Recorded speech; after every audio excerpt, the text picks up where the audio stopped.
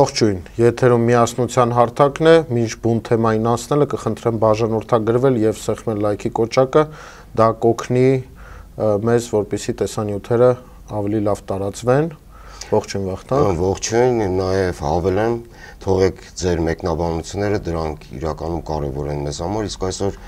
կխոսենք այն կեղծ օրակարգերից, որոնք հետեւողականորեն հрамցվում են մեզ, մասնավորապես այսպես կոչված իրական Հայաստանից եւ այն մարտահրավերներին կանդրադառնանք, որոնք օր-օրի այսպես ամպերի նման կուտակվում են մեր գլխին։ Ու սկսենք իրական Հայաստանից, դու քեզ համար պարզել ես, որն է իրական Հայաստանը ասված այս գործող իշխանության կողմից, անընդհատ պրեսինգի նման։ Գործող իշխանության թելադրված իրական Հայաստանը ինքն իրականում Հայաստանի հետ կապել չունի մեծ հաշվով, այսինքն դա ոչ թե ինքնիշխանության, չգիտեմ, ամբողջականության, այսինքն այն փաթեթը, այն սոուսը, որ տալիս են դրա հետ, դա որևէ կապ չունի իրականության հետ, որովհետև իրականությունն այն է, որ այս մարդիկ իրենց խոսքով, իրենց գործունեությամբ ամբողջությամբ տանում են Հայաստանի Հանրապետության ամբողջական հանձնմանը Թուրքիային եւ Ադրբեջանին։ Տես մենք հաճախ հանդիպում ենք այդ հայտարարություններին, որ մենք հիմա ավելի անկախ ենք, քան երբևէ։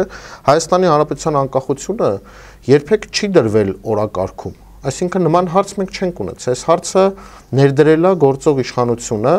առհասարակ, որ Հայաստանի անկախության խնդիր առաջ։ Հայաստանի Հանրապետությունը երբեք խնդիր չի ունեցել։ Հայաստանի Հանրապետությունը միջազգայինորեն ճանաչված պետություն է։ Այո, դե յուրե ճանաչված պետություն։ Եվ ունի իր սահմանները, որը հիմա կրկին կասկածի տակ է դնում գործող իշխանությունը։ Այսինքն մենք պետք է հասկանանք, թե ուր է տանում այս խոսակցությունը։ Այս խոսակցության բուն նպատակը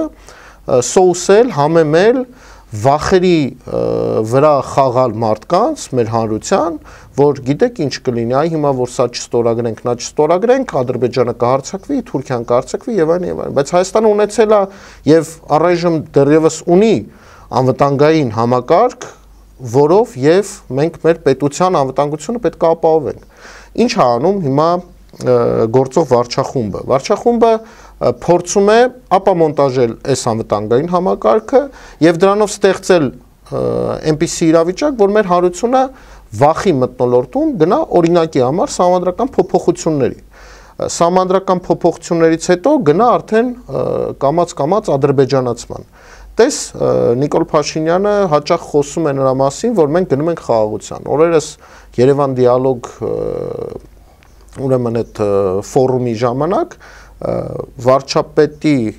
աթոռին հայտնված մարդը հայտարարեց, որ անկախ ամեն ինչից մոտավորեց ձևակերպմամբ մենք գնալու ենք Ադրբեջանի հետ խաղաղության։ Մենք հետևում ենք Ադրբեջանի գործունեությանը եւ գործողություններին, դրանք խաղաղության մասին չեն։ Այսինքն Ադրբեջանը շարունակ ուժեղացնում է իր ռազմական պոտենցիալը,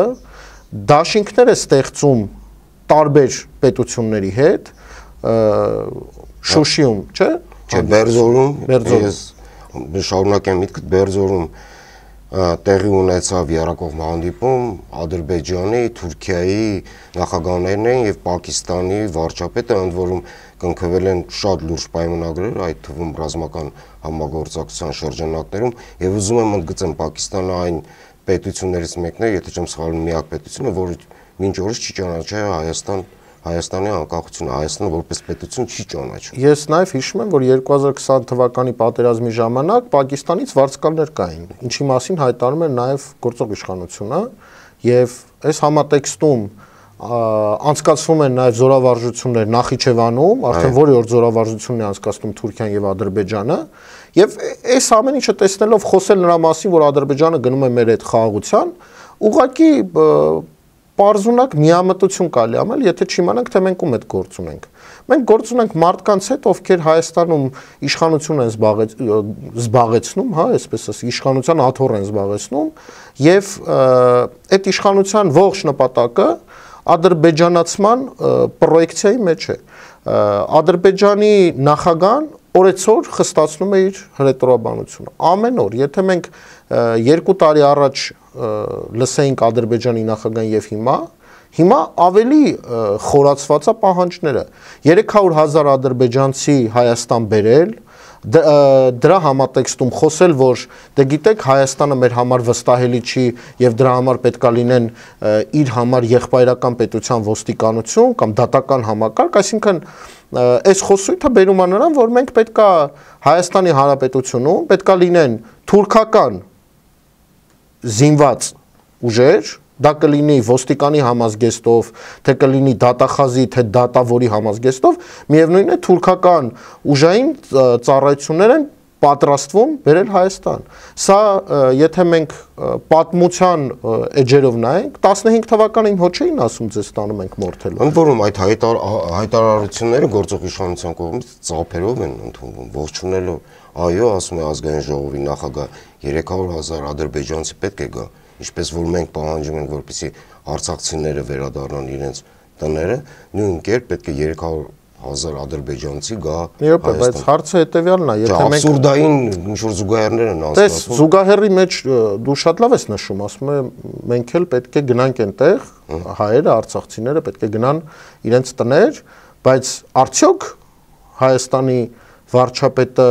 Ադրբեջանի նախագահից պահանջում է, որ այդ մարդիկ իրենց հետ տանեն իրենց ոստիկանությունը, իրենց դատախազությունը, իրենց դատական համակարգը։ Բնականաբար Ալիևը թույլ չի տալու նման բան լինի,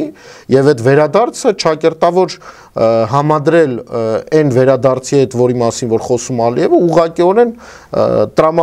տրամաբանության մեջ չի տեղավորում։ Դրանք նույնական չեն։ Ասում եմ ադրբեջանական կամ թուրքական զինված ուժեր բերել Հայաստանի Հանրապետություն նշանակում է Հայաստանի Հանրապետության ներսում ստեղծել պետություն, այսինքն կամած այդ հիմա կլինի ընդամենը ոստիկան, վաղը կդառնա բանակ, մյուս օրը կդառնա գիտեք ինչ կա, Հայաստանում պետք չի լինի հայ ոստիկան, կդառնա որ թուրքերը պետք է մեր եւ սրա հետ զուգահեռ մեզնից Ադրբեջանը նաեւ պահանջներ են ներկայացնում, ինչը այս համատեքստի մեջ շատ երևացող է դառնում այն հանգամանքը, որ Ադրբեջանի նախագահն ասում է, որ երրորդ երկրներից պետք է Հայաստանում Հայաստանի սահմաններին ուժերել չլինեն։ Սա ինչի մասին է խոսում։ Սա խոսում է ռուսական ռազմաբազայի մասին։ Սա խոսում է նրա մասին, որ դուք ոչ մի երաշխավոր մի ունեցեք, ձեր երաշխավորը դառնում ենք մենք, իսկ երբ որ դու այնքան ես թուլանում, որ արդեն փախնելու տեղ չես ունում, բնականաբար գիշատիչները բռնում են, դա կյանքի օրենքն է, դա բնության օրենքն է։ Եթե դու իր համար ոչ մի վտանգ չներկայացնես, քեզ մեկ մատի շարժումով կոչնչացնեն ուղակի, քո պետությունը կոչնչացնեն, հետո էլ դե բնականաբար ասում էի կիսատ մնաց 15 թվականի պատմությունը կկրկնվի։ Երբ որ 15 թվականին հայերին կոտորում էին ցեղասպանության ժամանակ չէին ասում ինչի համար են անում, ասում էին ձեզ տեղափոխում ենք, հետո ասում էին տղամարդկանց տեղափոխում ենք աշխատանքների համար, բնականաբար սոուսում էին դա ինչ-որ նորմալ բանով, որպեսզի մարդիկ դրան գնան, բայց մենք գիտենք ինչա լինում, երբ որ դու թուրքին թույլ ես տալիս, որ քեզ խաբի։ Սրա հետևանքները լինելու են Հայաստանի պետականության ոչնչացումը, ոչ ավել, ոչ պակաս, Հայաստանի Հանրապետությունը դադարելու է գոյություն ունենալ։ Բայց արդեն չեն էլ խափում, բացի այդ տեքստով, բացի այդ պահանջներով, ինձ մեկ թվում է, որ Ալիևը այսպես մտել ինչ-որ ազարտի մեջ, էլ ինչ կարող են պահանջեմ, հետաքրքիր է, էլ ինչ կուզեն, որ կհամաձայնվեն։ Ինչ ուզում կատարվում է։ Այս համատեքստում պետքա մենք լուրջ հետևություններ անի մեր հանրությունը պետքա դադարի վախենալ։ Վախելով ապրել չի կարելի, եւ այդ վախի մթնոլորտը, որը որ ստեղծում է գործող իշխանությունը, օրակարգ չէ, այդ օրակարգը կեղծ է եւ այդ օրակարգին չպետք է տրվի մեր հանրությունը։ Մենք երկար պատմություն ունեցող ժողովուրդ ենք եւ տարբեր ժամանակաշրջաններում մենք կարողացել ենք պահպանել մեր ազգային ինքնությունը, մենք ամենահին ժողովուրդներից մեկն ենք այս աշխարհում եւ մենք կարողանում ենք մեր ինքնությունը պաշտպանել, մեր գոյությունը պաշտպանել, իսկ այն ինչ անում է այս իշխանությունը ուղղակիորեն էլի կկրկնվենք, բայց պետք է ասենք, որպեսզի մեր հանրությունը սա հստակ իմանա, որ Հայաստանի պետության ապամոնտաժումն է տեղի ունենում այս պահին եւ այստեղ մի կարևոր հարց եմ ուզում քննարկենք, հարցը վերաբերվում է սահմանադրական փոփոխություններին։ Նիկոլ Փաշինյանը հայտարարեց, որ եթե հանկարծ սահմանադրական դատարանը չճանաչի պայմանագիրը, այսինքն սահմանադրությամբ չկարողանա հաստատի պայմանագիրը Նիկոլ Փաշինյանը, նա կգնա սահմանադրական փոփոխությունների, որի մեջ ներառվելու է Բացի Հայաստանի Հանրապետության զինանշանի փոփոխությունից, նաև նախատեսվում է ուրեմն մեր սահմանադրությունից անել անկախության հռչակագիրը, ինչը մեր ծննդյան վկայականն է պետության, այսինքն այս քայլով եւս ավելի հեշտացվելու Ադրբեջանի համար Հայաստանի Հանրապետության լուծարումը, այո, բայց մի շարք նաև չէ փոփոխություններ նախատեսվում սահմանադրության հանրաքվեով, այսպես կոչված։ Շատ բաներ են նախատեսվում, վտանգավոր, աբսուրդային, դրա մասին երևի առանձին խոսենք, դրապես սահմանադրական փոփոխությունների անհետեթության մասին, ստեղ մեկ այլ բան եմ ուզում ընդգծել, նաև հանրությանը տեղեկացնել, քո նշած Երևան դիալոգ, ուրեմն այդ ֆորումի ընթացքում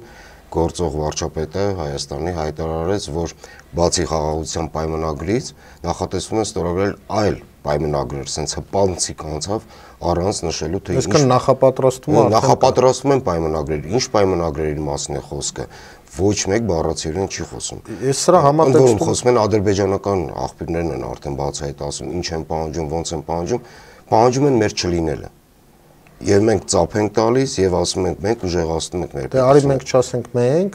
ասենք որ սրանք, բայց մի քանի կարևոր բաներ են իրադարձություններ են տեղի ունեցել Հայաստանում, որոնք կարծես մնում են օրակարգից դուրս։ Մասնավորապես Ամերիկայի Միացյալ Նահանգների նախագահի խորհրդականը Մարկո Ռուբիոն հայտարարեց, որ միջոցներ են ձեռնարկվում կանխելու Ադրբեջանի եւ Հայաստանի միջև ռազմական բախումների։ Դրա հետ միևնույն ժամանակ Հայաստան են ժամանում նույն օրերի ընթացքում Հայաստան են ժամանում Իրանի զինված ուժերի ուրեմն հրամանատարի տեղակալը Հայաստանը ժամանում միևնույն ժամանակ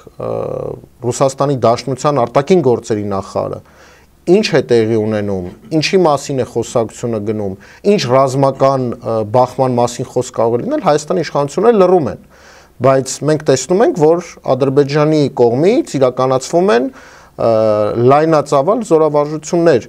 եւ նաեւ մի հատկանշական փաստ էլ Ադրբեջանի նախագահը նշում է, որ կանխել է Հայաստանի զենքի գնման գործընթաց։ Սա նշանակում է, որ այսինքն թշնամին կարողանում է կանխել, որպեսզի դու զենք չգնես։ Չեն ասում, ասենք օրինակի համար, այս ինչ պետությունը զենք չվաճառեց Հայաստանին։ Ասում են Ադրբեջանի նախագահը կանխեց Հայաստանի զենքի գնման գործընթացը։ Սա ամբողջական կապիտուլյացիայի վերջնական հանգրվանին հասցնելու նախաշեմն է, եւ ես ուզում եմ, որ մեր հանրությունը սա հստակ իմանա, որ սահմանադրական փոփոխությունների կամ ընտրությունների ժամանակ այս իշխանության հաջողության դեպքում մենք ունենալու ենք ամբողջությամբ թշնամուն հանձնված հայրենիք առանց պետականության։ Այսօր շատ է խոսում ինքնիշխանությունից եւ շատ է խոսում պաթոսային խոսքերից արդեն մարդ խեղդվում է։ Այո, ամբողջական մենք անկախության ենք գնում եւ այլն։ Իդեպ քո նշած ժամանակահատվածում, երբ տարբեր բարձրաստիճան պաշտոնյաներ մեկը մյուսի հետևից եկան Հայաստանի գործող վարչապետը մեկնեց կարճատև արձակուրդին։ Դուք իմանաս ինչու։ Երեխային էլ հետն էին վերցրել կարծես։ Մանրամասները չգիտեմ, բայց գիտեմ։ Տեսանյութեր եմ տեսել, որ երեխայի հետ մեկնում են արձակուրդի։ Այսինքն լուրջ չեն վերաբերվում Միացյալ Նահանգների, ասենք նախագահի խորհրդականի խոսքին, որ կարող է այստեղ ռազմական էսկալացիա լինել։ Լուրջ չեն վերաբերվում Իրանի Իսլամական Հանրապետության պաշտպանության փոխնախարարի այցին, լուրջ չեն վերաբերվում Ռուսաստանի Դաշնության արտաքին գործերի նախարարի այցին, լուրջ են վերաբերվում մենակ իրենց եւ իրենց բանին գործընկեր Ալիևի հայտարարությունները միայն իրեն են լուրջ վերաբերում մնացածը բոլորը անպետք մարդիկ են էլի ըստ իրենց տրամաբանության չխոշեցին նաև մի հատ ցեղ շպրտել Լավրովի վրա կազմակերպված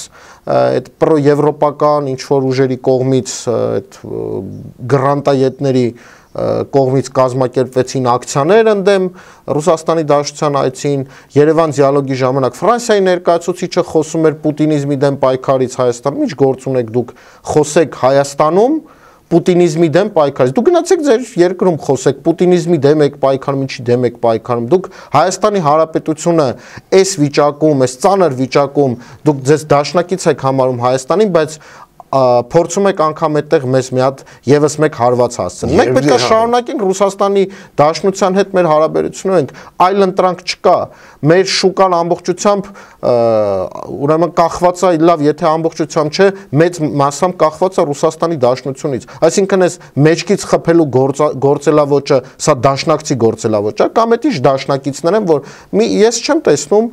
որևէ եվրոպական պետության հետ այսքան հանդիպումներ են անցնում, մի փաստաթուղթ, որը ռեալ Հայաստանի Հանրապետությանը օգուտ կտա։ Շաբաթը 7 օր գնում են հանդիպումների։ Այստեղ այնտեղ Նիկոլ Փաշինյանը սուրճ է հրավիրում Ալիևին, հետո գնում է, չգիտեմ, այնտեղ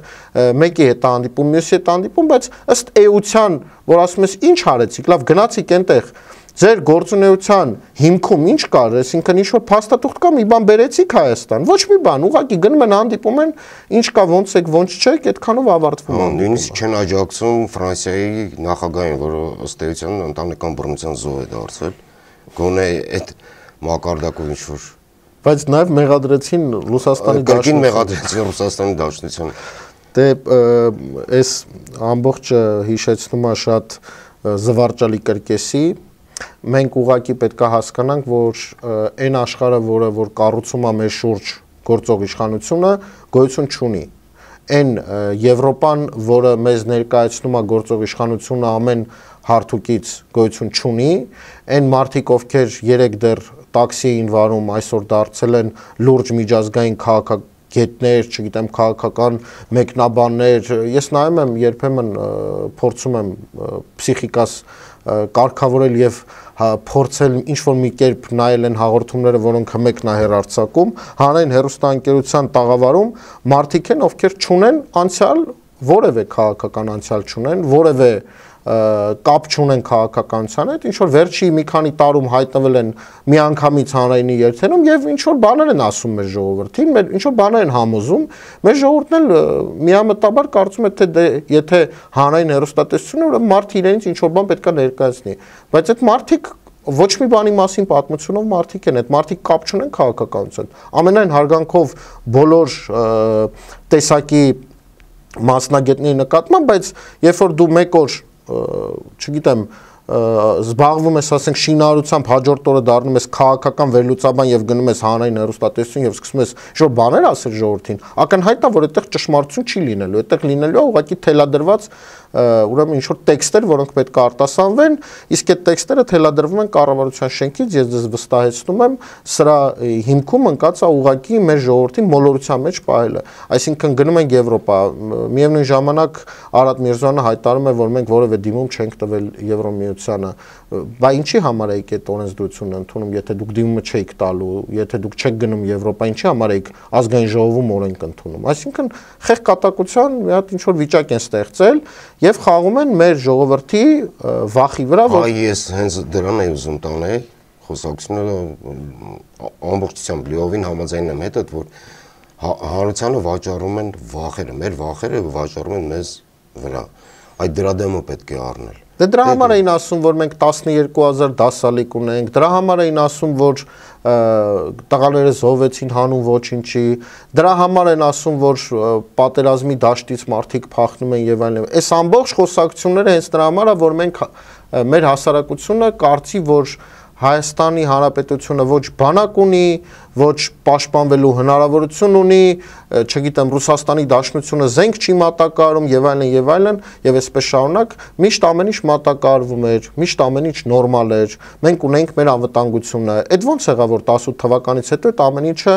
դադարեց լինել ու մեղադրվում են ինչ-որ անհայտ մարդիկ։ Կոնկրետ 2018 թվականի իշխանապողությունից հետո այս process-ները նոր սկսել են իհայտ գալ։ Սրա պատասխանատուն արդյոք գործող իշխանությունը չի, բայց ով է, եթե գործող իշխանությունը չի, եթե դու ես ամեն ինչ համակարգում, եթե դու ես ամեն ինչի պատասխանատուն, եթե քո ձեռքում է բոլոր գործիքներն ու մեխանիզմները, եթե դու ես համար 1 բորտով թռնում այս երկրից այն երկիր չտեսի պես, բայց էլ ով է պատասխանատուն, եթե ոչ դու։ Այսինքն, ինչպես կարելի է մեղադրել մարդկանց, ովքեր չունեն իշխանություն, Հայաստանի Հանրապետության ներսում վերջի 7 տարում կատարվածի համար, երբ որ դու ես 7 տարում եղել այդ իշխանությունը։ Ում ես մեղադրում։ Տրիվիալ ճշմարտությունը ընդ որում այն կտերը, որը ներողություն բառի համար գործող իշխանությունը տալիս է, ես համոզված եմ, որ այն թափով, ինչպիսին որ մի քանի տարի առաջ էլ չեն ուտվում այդ կտերը։ Դե մեր պարտքն է մեր հանրության հետ խոսել այս խնդիրների մասին եւ ասել, որ այդպես չէ, որ Հայաստանի Հանրապետությունը մի այնպիսի մեղք վիճակում է, որ մենք ոչ մի բան չենք կարող անել։ Միանշանակ հնարավոր է այս խնդիրները լուծել։ Դիվանագիտական բազմաթիվ լուծումներ կան, որ կարելի է տալ, որին չի գնում այս իշխանությունը հատուկ եւ թույլ է տալիս, որ Ադրբեջանը օրեցօր ավելի ու ավելի խստացնի իր հրետորաբանությունը եւ պահանջի հիմա արդեն պարտադրի, մենք հիշում ենք կզած վիճակը այդ մարդու ով գնացել էր Ալբանիա, մենք շատ լավ հիշում ենք, թե ինչպես էին իր հետ վերաբերվում թուրք եւ ադրբեջանցի գործիչները, հա, այդ ասենք այս շարժումով իրեն կանչում է իր մոտ Էրդողանը, սա խայտառակություն է մեր համար եւ մենք հնարավորինս արագ պետքա զբաղվենք Հայաստանի պոտենցիալը եւ հնարավորությունները ճիշտ օգտագործենք եւ կառուցենք անվտանգային ճիշտ համակարգեր։ Մեր առաջնային խնդիրը Հայոց համազգային միասնություն կուսակցության առաջնային խնդիրը Հայաստանի Հանրապետության անվտանգության ապահովումն է, որը դրված է նաեւ մեր կանոնադրությամբ հաստատված է եւ մեր ծրագրի մեջ է, Արցախահայության հիմնախնդրի լուծումն է, որով պարտադիր չէ, որ անպայման պետք է պատերազմ լինի։ Սա փորձում է իշխանությունը վաճառել, որ եթե ուզում եք այդ խնդիրները լուծեք, պետքա գնաք պատերազմի, որտեղ մենք, չգիտեմ, զենք չունենք եւ այլն ինչ-որ բան։ Ոչ եւ բնականաբար ոչ։ Աշխարհում կան հետաքրքրված խաղացողներ, որոնց հետ կարելի է եւ միշտ է դա եղել եւ երբեք դա չի դադարելու լինել, որտեղ կարելի է գտնել դաշնակիցներ, որտեղ կարելի է ընդլայնել դաշնակցային հարաբերություններ, ստեղծել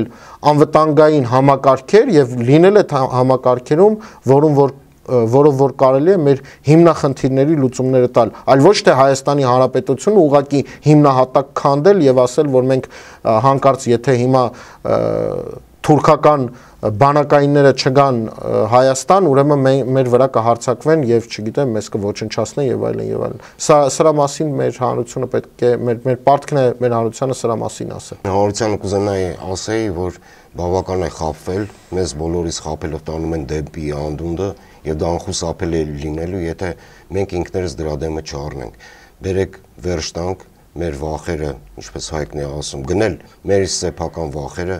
դրա դեմը առնելը շատ հեշտ է, հավատացեք, միասնականությամբ մենք շատ խնդիրներ կարող ենք լուծել։ Չգիտեմ, որոնք չի ախր մեր պատմությունն է ասում, որ մենք երբ մենք եղել ենք միասնական, երբ մենք եղել ենք ունեցել ենք նորմալ ղեկավարներ, երբ մենք ունեցել ենք մեր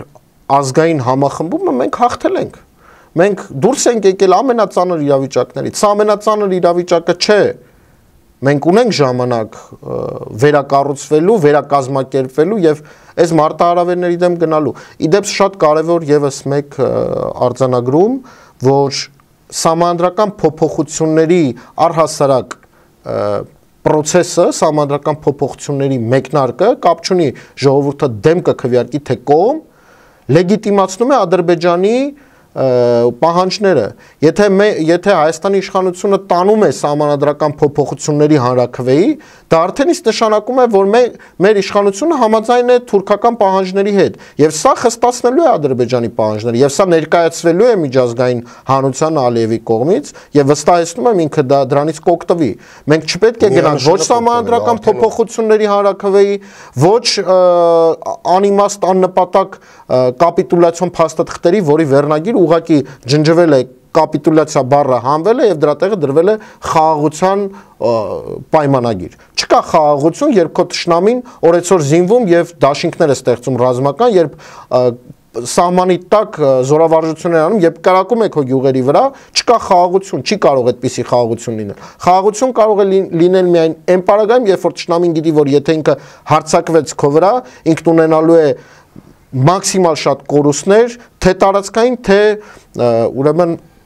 մարդկային։ Այդ ժամանակ կարա լինի խաղաղություն, երբ թշնամին քեզանից վախ ունենա։ Երբ որ թշնամին քեզանից վախ չունի, խաղաղությունը լինելու է կապիտուլյացիայի միջոցով։ Չէ, զգում ես, մեզ պարտադրում են դառնալ Ստոկհոլմյան սինդրոմով տառապող ժողովուրդ, երբ զոհը սկսում է համակրել դա ինչ ինձ։ Այո, մենք անցած անգամ էլ խոսեցինք, որ այս հանրային տիրույթում Ալիևին կարծես թե ոչ մի բան չունենք ասելու։ Մի լայն ժպիտներով դիմավորում են Ալիևին, մի, չգիտեմ, ինչ-որ պաթոսային խոսքեր են ասում, սուրճ են նայում։ Լսեք, դա այն մարդն է, ով 4000-ից ավել հայ երիտասարդ զինվոր է սպանել մի քանի տարի առաջ։ Դա այն մարդն է, ով 130,000 հայի իր տներից հանել է։ Ով այսօր խոշտանգում է Բաքվի բանտերում։ Նաև ես ասեմ Ադրբեջանում վերջերս ուրեմն բան արեց, համաներում շնորհեց մի քանի 100 մարդու, բա եթե այդքան խաղաղասեր էր, եթե այդքան հարաբերությունները լավացել են եւ ինչպես հայտարարում են ազգային ժողովից, որ մենք 5 րոպե հետո առևտուր ենք անելու միասին, բա այդ պարագայում ինչի այն հələ ռազմաքաղաքական իշխանությանը մի կողմ, բա այն սովորական զինվորներին, որ հիմա պահել է այնտեղ, ոչ միայն զինվորներին, այնտեղ կան նաև մարդիկ, ովքեր առհասարակ քաղաքացիական անձն կան, հայ զինվորական էլ չեն եղել, այդտեղ ես ճանաչում եմ Գևորգին Սուջյանն, անձամբ եմ ճանաչում Գևորգի հետ ժամանակին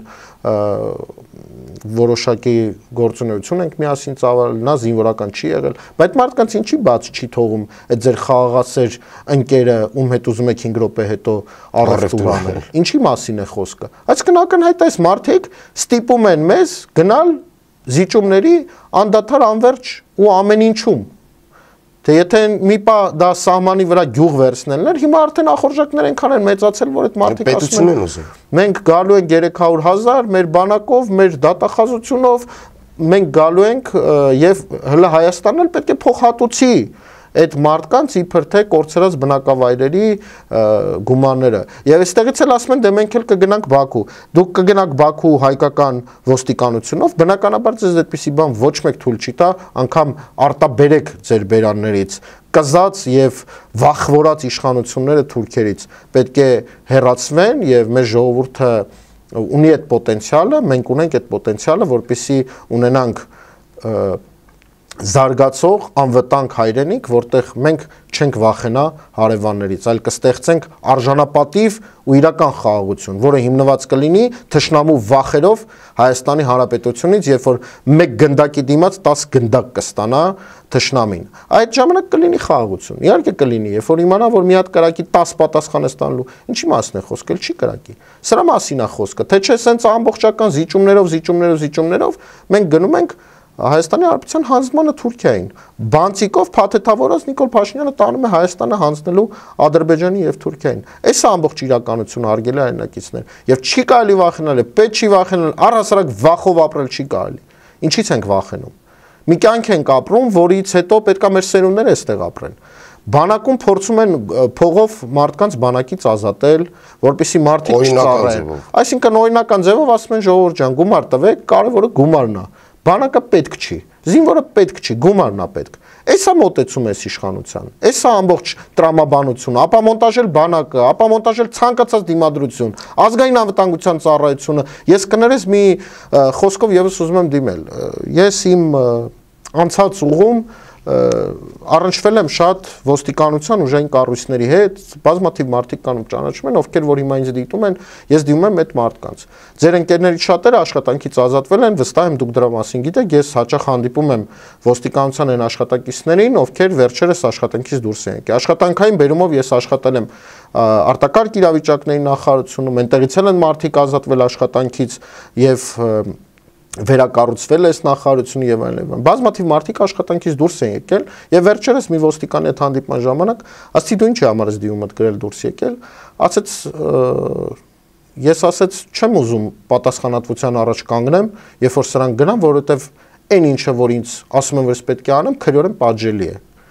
Եվ այս մթնոլորտում մարդիկ հրաժարվում են աշխատել եւ այդ համակարգն էլ է քանդվում, այսինքն լավ աշխատող ոստիկանները, լավ աշխատող ուրեմն փրկարարները աշխատանքից ազատվում են, որովհետեւ գիտեն, որ սրա հետևում լինելու է քրեական պատասխանատվություն են հրամանները, որոնք իրենք այս իշխանությունից ստանում են։ Սրանով թույլատրում են համակարգը, լցնում են համակարգը տարբեր տեսակի մասնագիտությունների մարդկանցով, ինչպես հայտնի է, հա, բոլորս գիտենք, որ ասենք դաշնակահարը գնում դառնում է պարեկ։ չգիտեմ, ասենք լավագույն դեպքում հա, ասենք լավագույն դեպքում դաշնակա, վատագույն դեպքում ուղղակի ասենք միջնակարգ կրթության հələ ատեստատ չստացած 8-րդ դասարանի ավարտական ատեստատով ոմն մեկը, ով